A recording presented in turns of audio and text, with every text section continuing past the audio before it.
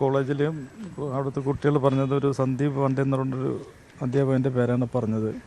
കൂടെ ഉണ്ടായിരുന്ന 2 പേര് മയക്കുമരുന്ന് ഉപയോഗിച്ചിട്ടുണ്ട്. അതിൽ എൻ്റെ മോനെയും കൂടെ അതിൽ ഉൾപ്പെടുത്തി ഈ സന്ദീപ് പാണ്ഡ്യ എന്ന് പറയുന്ന സാറ് മറ്റുള്ള പെൺകുട്ടിയുടെ മുമ്പിൽ വെച്ച് ഇവനും കൂടെ അത് ഉപയോഗിച്ചിട്ടുണ്ടെന്നും പറഞ്ഞുകൊണ്ടാണ് ഇൻസൾട്ട് ചെയ്തത്. ആ ഒരു കേസാഭിഷുവിന് വീട്ടിൽ വന്നപ്പോൾ ആ അമ്മയോട് പറഞ്ഞ ഇങ്ങനൊരു സംഭവം കോളേജിൽ ഉണ്ടായിട്ടുണ്ടെന്നുള്ളത്.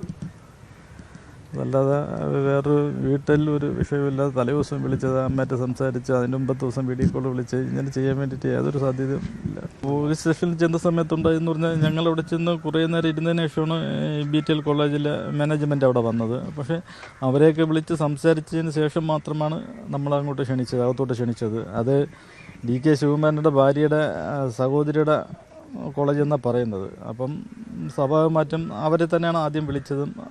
നമ്മളത് കഴിഞ്ഞതിന് ശേഷമാണ് നമ്മൾ വിളിച്ചത്. തലേ ദിവസം വീട്ടിൽ വിളിച്ചതല്ലേ, വീട്ടിൽ വിളിച്ചിട്ട് ഹാപ്പിയായിട്ട് സംസാരിച്ചിട്ട് പിറ്റേന്ന് രാവിലെ ഇങ്ങനെ സംഭവിച്ചെന്ന് പറഞ്ഞാൽ കോളേജിൽ നിന്ന് വിളിച്ചിട്ട് അവന് വയ്യ, സീരിയസ് ആണ്, പെട്ടെന്ന് ഇവിടെ ഹോസ്പിറ്റലാണ്, പെട്ടെന്ന് വരണമെന്ന് മാത്രമേ പറഞ്ഞുള്ളൂ. അല്ലാതെ ഇങ്ങനെ ഒരു ഇഷ്യൂ ആണെന്നൊന്നും പറഞ്ഞിട്ടില്ല. ഞാൻ